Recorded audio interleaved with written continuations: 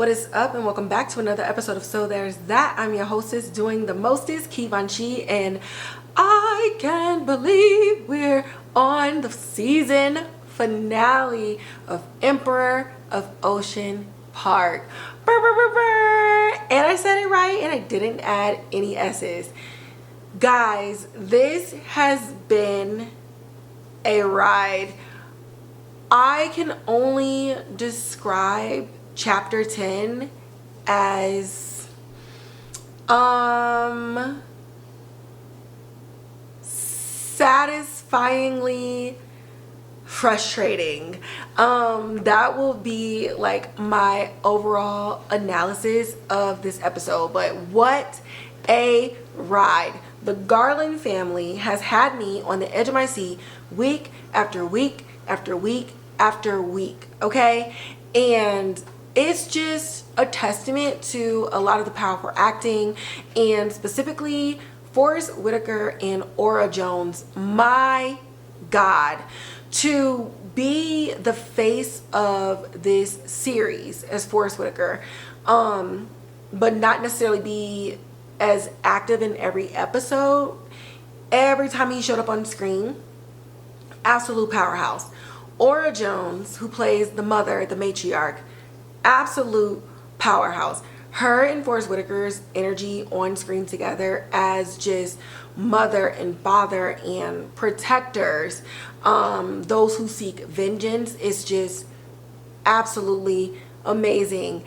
I know, like, this is also based on a book. I have not read the books. I would be so sad if we didn't get any more like flashbacks or anything like that, because the cast is just amazing. It's just amazing. So before I go into the episode, again, gotta do my quick plugs. If you like this video, go ahead and like, share, subscribe, hit the notification bell, leave a comment in the comment box below. You can head over to Spotify and you can rate me 1 to 5 stars. You can also find me on Apple Podcasts, where not only can you rate me 1 to 5 stars, but you can actually type up a little review for me there. You can find me on Instagram at So There's That Podcast, where I'm always posting like upcoming things, shows that I've covered, shows that I haven't covered necessarily on the podcast, but that I watch in real life. Okay, you know, I just love TV, so I'll post some stuff that you may have heard me talk about, and I'll post some stuff that you didn't hear me talk about. It is what it is. I just enjoy the industry. And then if you want to see more of my inner thoughts, the inner workings of Givenchy, then you can find me over on Twitter at Givenchy, where I really dive into the threads and the hashtags and just really get into everything that I'm doing, everything that I'm thinking about as it pertains to film and television. And with that being said, this episode is unofficially, not officially sponsored by Certificates. My eyes are low, y'all, and I had a couple of glasses. I was telling people, okay, if you do this neat, that first glass is gonna go to your eyes like instantly. But if you do it with ice, it'll take a little bit of time to get there, to sneak up on you. And right as I was getting everything situated, I'm like, wow, my eyes feel heavy. Am I sleepy? I don't feel sleepy. I feel very energetic. No. Thank you, Beyonce.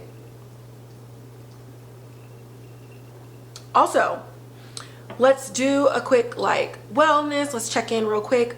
What's some things? This week was the longest 2 years of my life.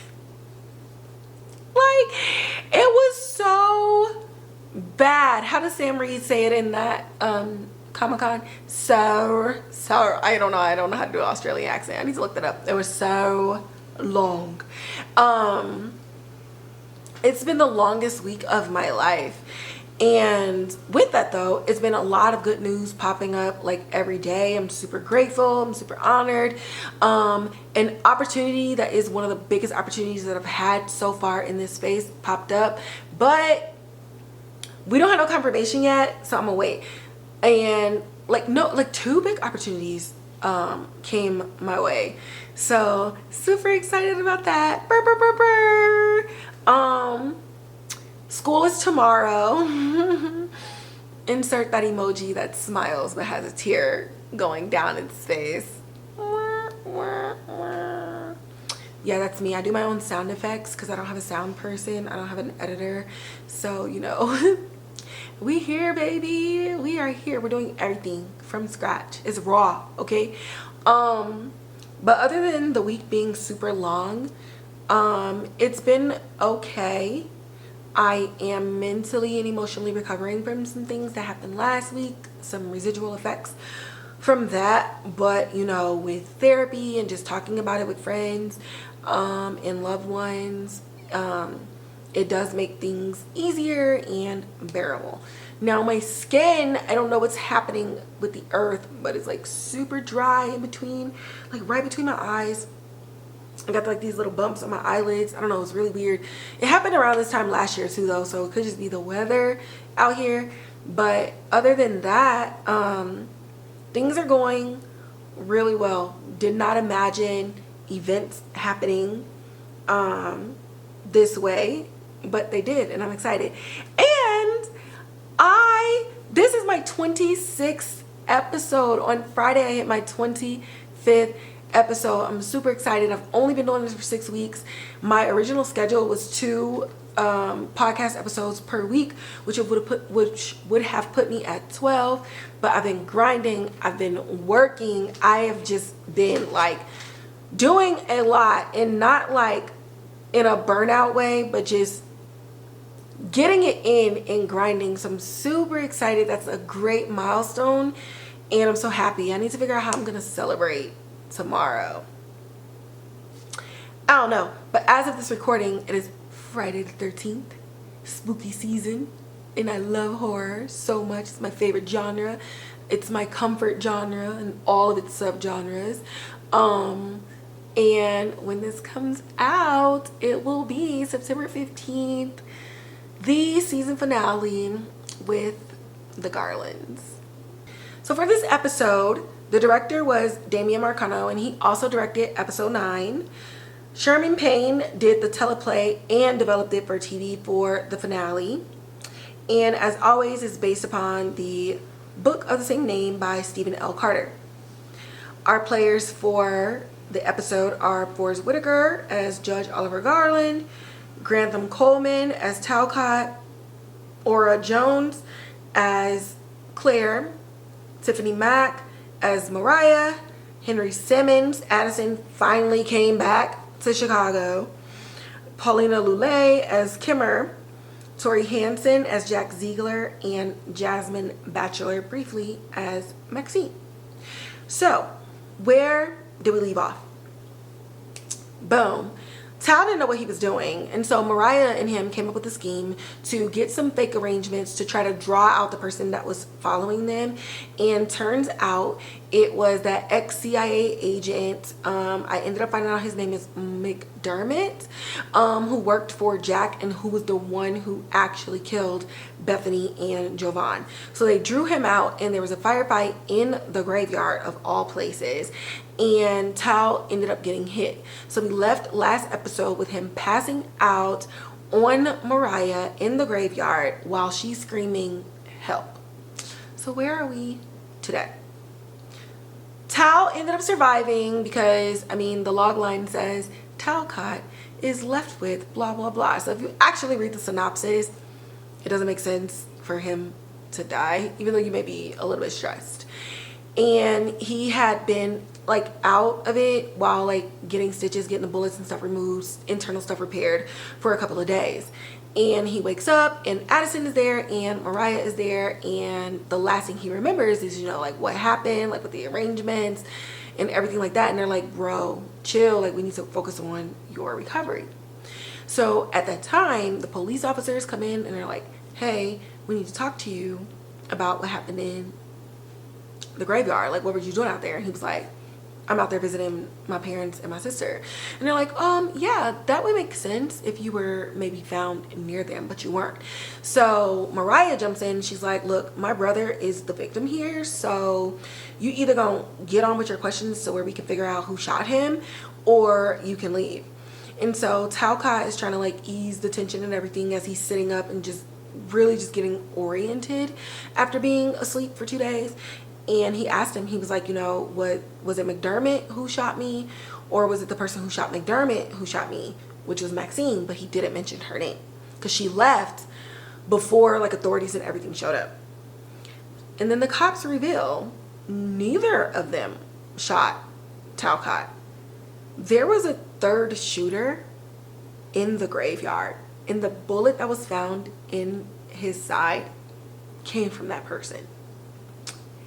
Y'all didn't see that coming. I thought, you know, we're here, we know that the arrangements is like this file and everything that Judge was keeping on there, and it's like just when you think that you've solved it, you didn't. Shout out to you, Stephen L. Carter, for whatever it is that you wrote up in that book, because this is brilliant. Boom, open it. We think we got some arrangements, but somebody else is in it too. And so now you have Talcott, you have Uncle Jack, you have McDermott, and now you have this unknown player who's out for these arrangements. So the entire siblings are like, what the hell are we getting into?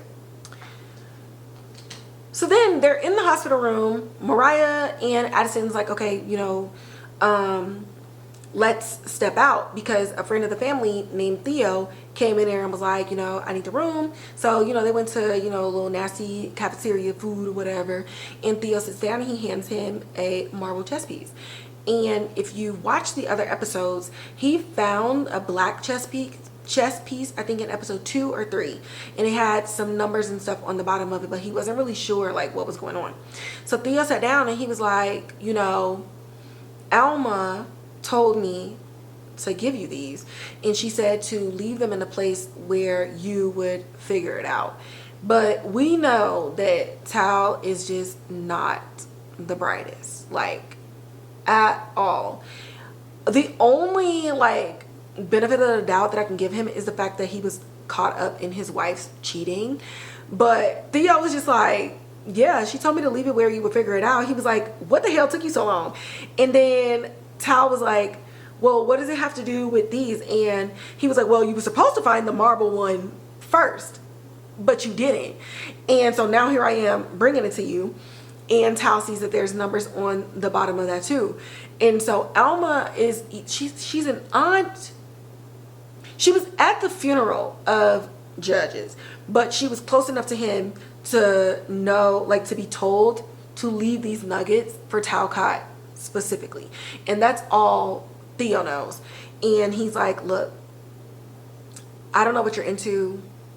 I don't know what these things have to do, these two chess pieces have to do with why you're here now, but you need to figure it out. And this goes back to what I was saying in a couple other episodes. I'm like, your dad spent so much time with you playing chess, giving you like speeches over these things that didn't necessarily pertain to chess, but like coded secret messages. And it was like Tal just ignored everything that he was ever taught. And it was just really, I'm not even gonna lie, I was really frustrated and annoyed with Tal the entire season, because things are staring you in the face and you are acting so dense, like you are not focused whatsoever. But now you don't have a choice to be focused because you got shot.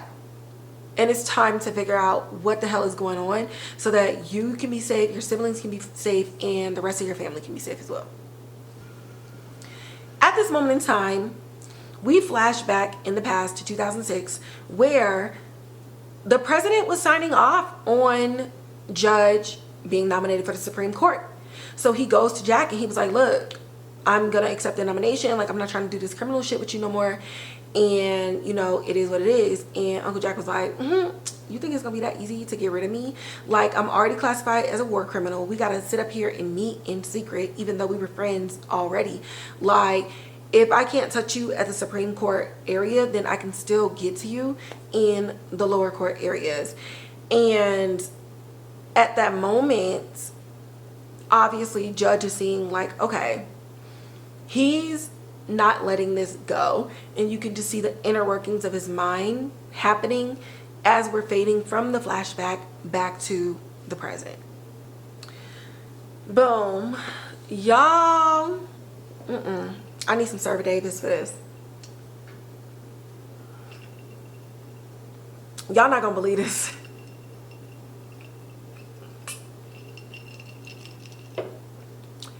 Who came to the hospital to see Talcott when they found out he got shot. Kimmer, ma'am,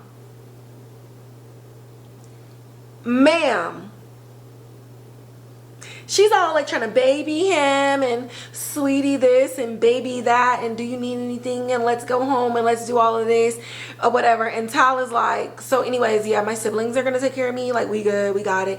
Tell Bentley I'm gonna come see him when I'm, you know, good and healed and everything like that. I don't want him to see me like this, but like we could talk about us some other time, but like now is not the time. So she goes on her merry little way. Addison is like, damn, like it's really that bad. Now Addison lives in, I think, California, and they're in Chicago. So Addison, you know, being the brother, like the oldest brother, just like, damn, like shit that bad. But Mariah, being the sister, is just like, so anyways, girl, because Tal has been staying with Mariah, and previous episodes, Tal has been texting her, calling her, trying to get in touch with her. She don't want to answer the phone. She don't want to do this, that, and the third. Ma'am, you got caught cheating. So how are you mad? How do you have feelings about these things? Doesn't make any sense. But, you know, Tal got him some little nanny from Maxine. And so he's feeling himself a little bit, and he's getting his power back. So he's like, bye, girl. I'll talk to you when I talk to you. See you when I see ya. And he gets in the car with Mariah. Before they pull out of the hospital, he sees this black SUV, like this Expedition, in the parking lot, and it's feeling real suspicious. Like, again, I just got shot and this car doesn't look like the others. So Mariah's like, hey, you know, I want to get you home and I want to get you settled, but I want to stop by the bank.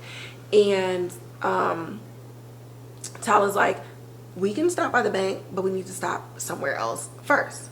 So he goes and she drops him off to go see Alma, and he's like, what is up? Why did Judge leave me these things? Is he punishing me? Why am I inheriting these things? And Alma's like, it was supposed to be left to Addison, but Addison being Addison, it just backfired, and your father always felt like he should have went to you first, which is why, unfortunately, in his absence, everything is going to you. Like, you are the one to solve this. You are the one to continue what he was trying to do. So he has the black chess piece and he has the marble chess piece, and he's looking at it, and he was like looking at the dates, and he was like, this doesn't make any sense. Like, what does my birthday have to do with anything? And Alma was like, well, maybe if you flip it around, it could be something else. Because at first he wasn't even sure like what the numbers meant.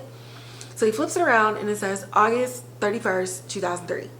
And he stops, and Alma's like, what is it? Like, what did you figure out? And he was like, this is the day that Abby died.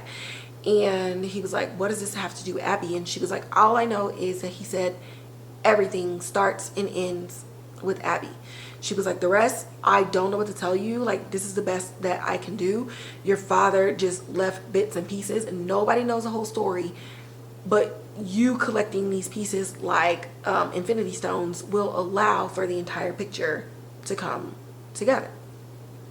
During that time, Mariah she found paperwork on the Abigail Garland Scholarship Foundation for UNC.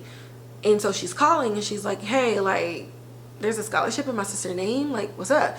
And they're like, yeah, girl, we done been getting millions between 2003 and 2007. Like, hella money was put into this fund. We've given scholarships to so many people. Actually, we just built a new East Wing at the college. And she's like, where did this money come from? And they on the phone like, girl, I don't know. It's your dead sister. Like, I don't, like, why are you calling us? Why are you asking me these questions? So revelations and things are happening. So Mariah and Tal end up going to the bank. So they did their first stop. They're just trying to figure things out. And they go to the bank and they're trying to figure out if anybody came to check on the security deposit box that they opened. And the lady's like, well, nobody came to talk about your box, but there was an older gentleman, like white, in his 70s, who was just asking about like safety deposit boxes in the first place. So Mariah's like, who do we know that's old and in their 70s and white? But Tal's like, Uncle Jack is dying. I just don't see him getting off of his morphine drip just to come check on us. Like, this is not tracking and it's not making sense. And so Mariah's like, well, we need to figure out who it is, because right now that's the only person that we know who fits the description. And so they take that information and then they head out. Back in 2006, Judge comes home and Claire instantly walks in and she was like, Jack is not gonna let us free, huh? And Judge was like, it's cool, because we're about to move ahead with everything that I already have planned. And we see him taking the arrangements off of his laptop and putting them on a flash drive. And at this point, he and Claire kind of like share a look, because now you can kind of see that like a decision has been made, and Judge has drawn a very hard line in the sand. If Jack isn't going to let him go, he's going to excavate himself from whatever it is that's happening. And he also has the full support of Claire. Whoo, y'all, listen, if you're watching this, I don't know, I feel good on the inside. I'm working, babe. I'm trying to get through it. It's a really good episode. Really good episode. Things are heating up. We do a lot of like present and flashback, present and flashback, present and flashback. But questions are absolutely being answered. At least in the flashback, things are kind of like rolling along. But in the present, we're still confused. And even now in the present, they're leaving the bank and they see the SUV again, but they're getting ready to head home. So it's just like, okay, what is this SUV? Who is this old man? Who shot you? Like, when you think you're getting closure, there's even more questions happening right now. And so that's literally where we are. After seeing this SUV for like too many times for Tal to be comfortable, he goes outside and pulls a gun on the guy, and the guy rolled the window down and was like, baby, have you ever even used a gun? You're an Ivy League brat. The gun that you probably used was in Call of Duty, so I'm gonna need you to get that out of my face. And if you want answers, you'll get in the car, but like, don't play with big boy toys. So Tal gets in the car and he takes him to like this swanky like hospice building, and Jack is on his last breath. Okay, my man's don't got no energy to do nothing, let alone be following them around to the safety deposit box and trying to figure out like what's going on. So Tal is like, look, you're obviously invested in this in some way, shape, or form. Like, what's up? And Jack tells him like, you know, it's all the illegal dealings that we've done over the years, and it was since Abby died. And he was like, you know, your father wants you to find it so that you can destroy it and, you know, not get any names tarnished or anything like that, trying to like downplay his role and like downplay the truth of why the judge put all of it out there anyway. And Tal is like finally using his freaking brain and was just like, that don't seem right. That actually does not seem like my father, and it seems like you're lying or you're withholding some information. Now, I don't care about no illegal dealings or anything like that, but baby, I just got shot behind these things. So did you commission somebody to try to kill me? That's what I want to know. The rest I will find out, because I already know that you're not being honest. And Jack is like, look, I love y'all. I loved your father. You know, you're right. You clocked me a little bit. You ate that. But it's just in everybody's best interest for this information to not get out. What good will it do for it to come out? And so Tal feels a little bit of relief knowing that, yeah, this man I've been calling uncle like my whole life, he is a criminal, but he didn't try to kill me. And so he kind of believes that Jack has been having people follow him to protect them. And so there's a little bit more of like, yeah, just a relief in everything that's going on. And everything is really fucked up because you have this idea of your father, you have this idea of the people that was in your life who you looked up to, and you're finding out like everything is unraveling and they're not who you thought they were. and you're finding this out under like extreme duress. So up until this point, Tal was really on my nerves, and I really wish like all these nuggets and puzzle pieces was laid out for Mariah. But we're finally seeing Tal use his chess skills and use, you know, his basic math to put 2 and 2 together. Back in I do this every time. 2026, where, girl? Back in 2006, Judge is in the attic and he's going through Abby's things, and he's playing around with the bear that she had. And if you watch other episodes, it's always coming back to like to this bear. We're always seeing this bear, or the footage of her with this bear in the last night that she was alive. And we see him like messing with it when Tal comes into the attic and shows him the Newsweek paper and kind of startles him a little bit. And he was like, you know, Abby would be proud, and you know, I'm so proud of you. And Judge was like, you know, none of this is anything. My legacy is not me getting a Supreme Court nomination or even being on the front page of anything as a black man, and especially as a black conservative man. My legacy is my family, my children, and everything that I've poured into y'all. Every single principle that I've bestowed upon you is the legacy that is there. So Tal is like, okay, sorry I came up here. And he tells him, and I actually wrote this down, or ooh, was this the part? Yes. So he hugs him and he tells him, again, some nuggets that Tal needs to be remembering. Always tell the truth, no matter the price. Comes out of nowhere. It has nothing to do with the conversation that was just being had, but when he hugged him, that was what he told his son. So knowing what we know from Alma saying he had to pivot from Addison to you, we're now seeing that pivot. And this is like the first real like sharp pivot that we see in the past, where Judge is like, Talcott is the one that's going to help me bring justice, basically. Tal is watching the video again. This is like his 3rd or 4th time watching this video. Same in it's such a parallel, because a lot of times in the last couple of episodes when we go back to Judge, he's watching the same video, and Tal is the one who helped him digitize these videos, take it from the camcorder to there.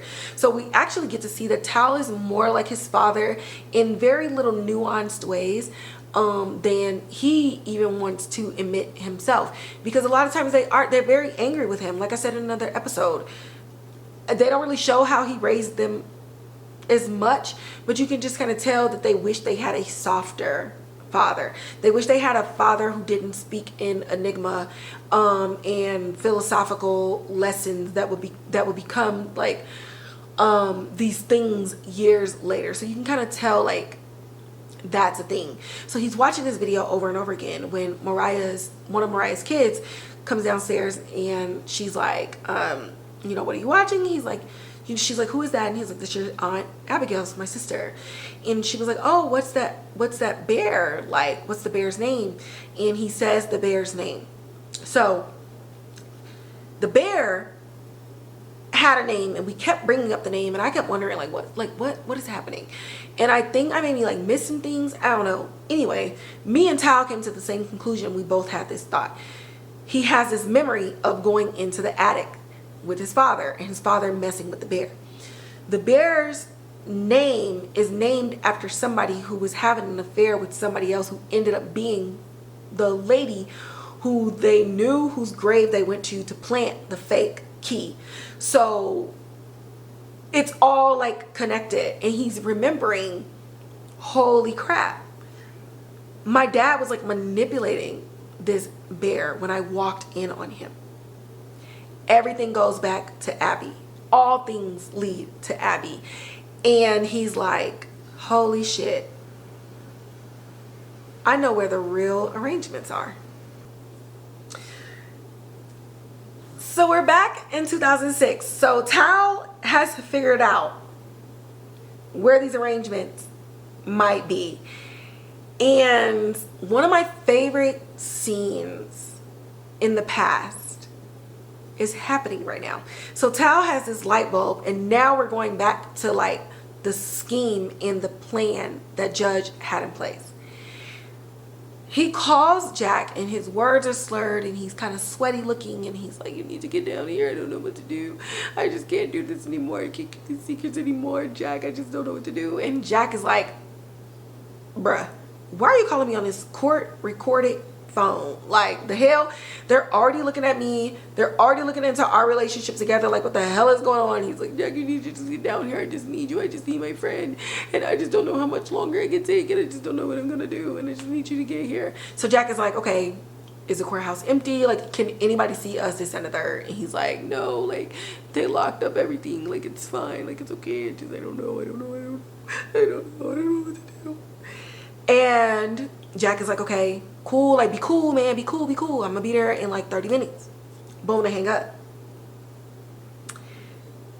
My man fixed his face, grabbed a bottle of brandy, swished it around in his mouth, spit it out, and started smelling his breath because, baby, we have plans to make. So he goes to meet Jack where it was supposed to be like this obscure place, and he's like, Jack, I don't know, I just can't do this anymore, and I just don't want to do anything, and I just gotta be a man of my principles, and when his assistant walks up and sees them, and Jack is like, fuck, like, I knew this was gonna happen, like, hurry up, let's go. Because he's getting, for some reason, on record, a relationship between them. Up until this point, he's been denying like a relationship, but this is clearly a setup. And what is it a setup to? I don't know. Let's keep listening. Just keep swimming. Just keep swimming. Delusion is setting in. All right. So Mariah is doing her own like little investigative journalism, and she went back to the old assistant and she like, I'ma just put it out there. Was my daddy like laundering money? Like, what's up with the scholarship? And the guy was like, I don't know, but your dad did start making like some erratic cases between 2003 and 2006. And so she was like, okay, boom, let's pull up all the cases and see what's up, because we really need to figure out like where this money coming from. She's just having like a whole meltdown because, again, she's a daddy's girl and her image and memories of him are slowly but surely getting shattered. So while she's working on this thing, Tal calls her and he's like, look, I know where the real arrangements are, so I need to borrow your jet and I need to go to Martha's Vineyard because I think I know where they are. So she's like, okay, well, I'm gonna be working on this thing and you be careful working on that other thing. He shows up to the house where Kimmer and Bentley is, and he's just going in there to say bye to his son. Okay, he come in there to pick him up and put him back down. And Kimmer's like talking about herself and how she didn't get the nomination that she was looking for, and it's like, okay, girl, who cares? And Tal was like, okay, so I didn't come here for that. She said, well, what's in Martha's Vineyard? And he's like, it's literally none of your business, but if you're trying to have a conversation about us, then we just gonna have to talk about that when we get back. And she was like, well, you know, be careful and remember that there was a panic button that y'all had installed when we lived out there. So he's like, all right, I bet, like, thanks, I guess.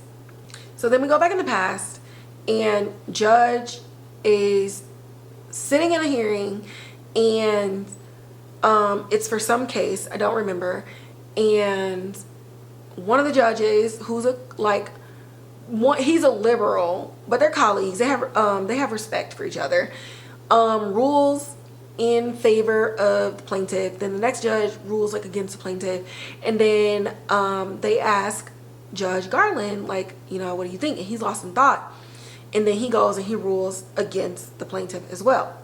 So he back in his chambers, and he's getting like stuff together. So you can tell that apparently he was supposed to rule in favor of the plaintiff.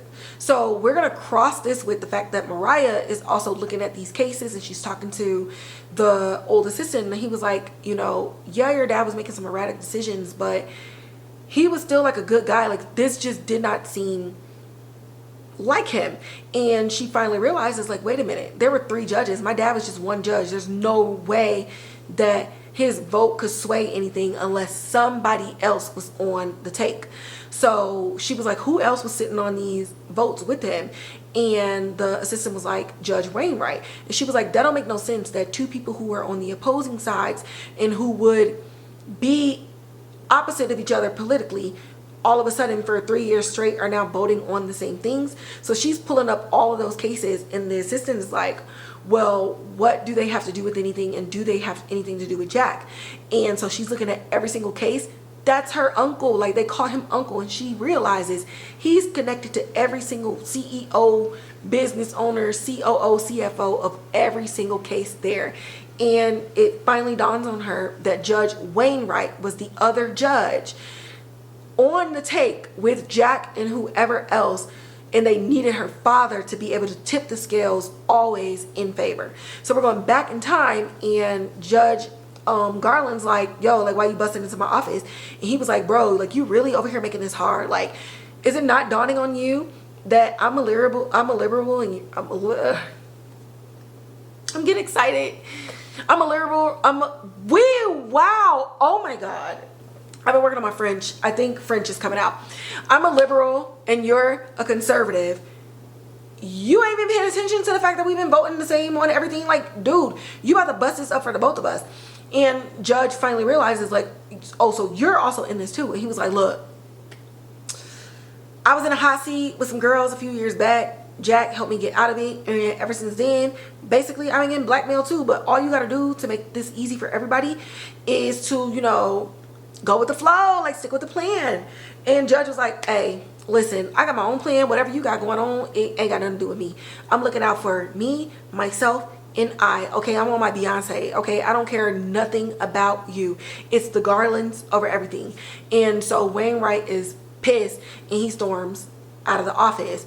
And again, we go back to Mariah, and all of the things are clicking together. Remember that old ass man that was asking about them security deposits? So Tal is in Martha's Vineyard. He goes back to the old house that they used to live in, and Mariah's trying to call him or whatever. And we have, again, Tal has some very distinct non-black moments. Because, sir, why are you out here knowing somebody's trying to kill you and your phone is dead? Are you kidding me? You're in this dark house, ain't no electricity, you out here, somebody trying to kill you, you know your sister is also investigating some things, and nobody can get in contact with you, my guy? Nobody. So he goes up to Abby's room, and he's looking at the bear, he's looking for everything, he finds it, and he's manipulating the bear when, boom, Judge Wainwright pops out and scares the shit out of him. And so he's, you know, Wainwright got the gun on him, and so he's finally putting two and two together. He was like, look, it ain't even gotta be like this, like, everything can be cool. And he was like, look, all your daddy had to do was just play ball. All he had to do was play ball, but he didn't. So you finna give me this bear, and it's gonna be what it's finna be. And he temporarily got distracted, and Tal and him started fighting. Now, the electricity was not working, so Tal lit some candles to just be able to go through everything and find everything that he needed. So they're fighting, and the candles fall over, and they're running out of the room, and the guy's letting off some shots, and they finally get downstairs, and Wainwright's like, look, I didn't want it to have to be this way. I'm sorry for you, but you need to give me that bear, and, you know, see you next lifetime. And Tal's like, I don't have the bear. The bear's still up in the room. Like, the fuck? You were also involved in this tussle. Like, I don't understand. Do you see me with a bear in my hand? Like, where would it go? Is it in my coat? I'm sorry. It was stupid. And so the guy looks back upstairs, and Tal is telling him, like, bro, this is not even worth it. And he runs back upstairs, and he goes, and he grabs the bear, and he's like squeezing, he's doing all those other things, and he realizes the flash drive is not in the bear. And Tal opens his hand, and the flash drive is in his hand. But what happens? That guy is trapped in there, and he burns alive. And Tal leaves the house. He's coughing at everything. He looks back in, you know, the home that he grew up in, the home where, you know, his sister, you know, had her final moments in life, in the home where all of this stuff kicked out because of her death is burning down, and he leaves. With the house burning, we go back in time to 2007, back to the trial that we see in the very opening episode, where Judge Garland admits to knowing Jack. And so because he admits to this relationship, his Supreme Court nomination is pulled. So he goes and he summons Jack, and you know, his goon, I mean, he doesn't summon Jack. Jack summons him and takes him there, and he was like, you know, you did a really good job at setting me up, faking my visits on the court call logs, pretending to be drunk, drawing me out, and then doing all this other stuff. Like, you really went through great lengths to pull yourself away from me. And the judge gives him a flash drive, and he was like, these are the arrangements. Everything that we've ever done, any illegal activity, is on here from 2003 up until now. And Jack is like, so you just gonna try to like throw me and out me? What does that say about you? Are you gonna try to keep your hands clean? And he was like, no, I didn't try to keep my hands clean at all, because I don't care about any of that. I care about justice, I care about integrity, and I care about my family and everybody knowing the truth. And more importantly, you will never be able to manipulate a Garland ever again. And the only way that you can manipulate people is if I'm ashamed of the way that I participated in this illegal activity with you, and I don't care. So here's a copy for you, and I also left multiple copies for all of my children. Should things happen, and should something happen to me, that they're absolutely capable and able of finding it out. You will never have all of that information. And he walked out. So we're back in the present, and Tal is talking to Mariah, and he was like, you know, I'm finally realizing that Judge left it off on me because he knew that I would do the right thing. And Mariah's like, our daddy was a criminal. Like, are you kidding me? Like, what are you talking about? He was like, no, I'm pretty sure Judge didn't really care about him being implicated in any of this. He just wanted it to be free, and he wanted to expose everybody. And so Mariah's like, okay, let's say that that's true. He's not here anymore. And so even if we expose everyone and he's the least guilty of them all of that heat, they don't have anywhere to put it. They can't put it in his grave. And so it's just going to come to us. And so we really need to think about the fallout, not only to us, but also our children, and what type of life will we have if you make this information public. And so he looks to her and he says, so what do we do? So there's that on the season finale of Emperor of Ocean Part. Now, something that I didn't tell y'all everything that actually happened in this episode. I need y'all to watch it. There's so many other things that set you up for season 2. It's just mind-blowing. But I really wanted to get to the arrangements. I really wanted to get to the why of it all. Why did Judge leave things to Talcott, and why did he leave them in the way that he left them? I'm still a firm believer that he did not die of natural causes. I don't believe that at all. But all I can do is hope and pray that they go into production and that we can get a season that isn't 4 years apart from this season. The book, the source material is there. So hopefully we ain't got no conflicts with none of the other actors and things of that nature. But my God, what a storyline. Cheers. Cheers to the cast. Cheers to the crew, the writers, the directors, everybody.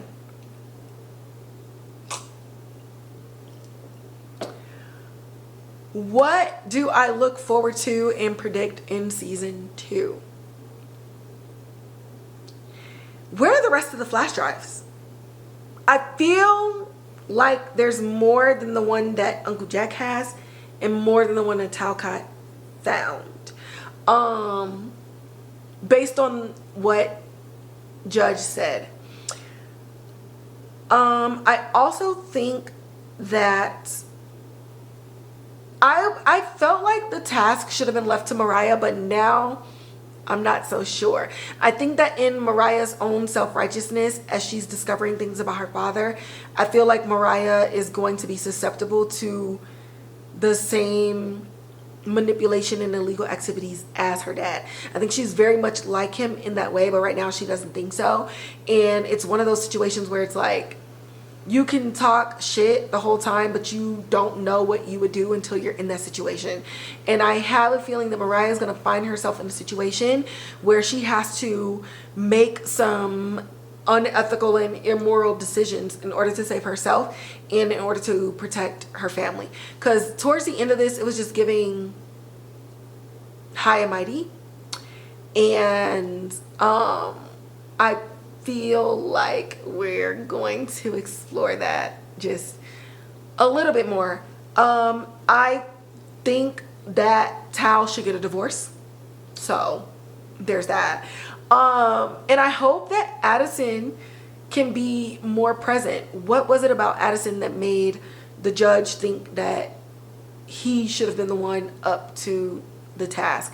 Why have 3 kids if one of them is never going to be on screen? So I really want to see like the other side, because Addison is in telecasting, like newscasting and stuff like that. So all of them have some field of journalism, whether through teaching it with Talcott versus news with Addison, and like investigative journalism with Mariah.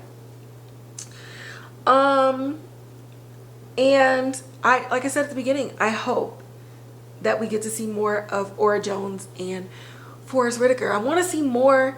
Bring in some child actors, some teen actors. I just want to see more of how they were raised and what made them be this way. Why each sibling, when news comes out about their father, why do they believe what they believe about him? Even if they believe something differently, they each received a different parent, even though they were all raised under one roof. So it'll be really exciting to see where that goes. And of course, the arrangements, we know what they are.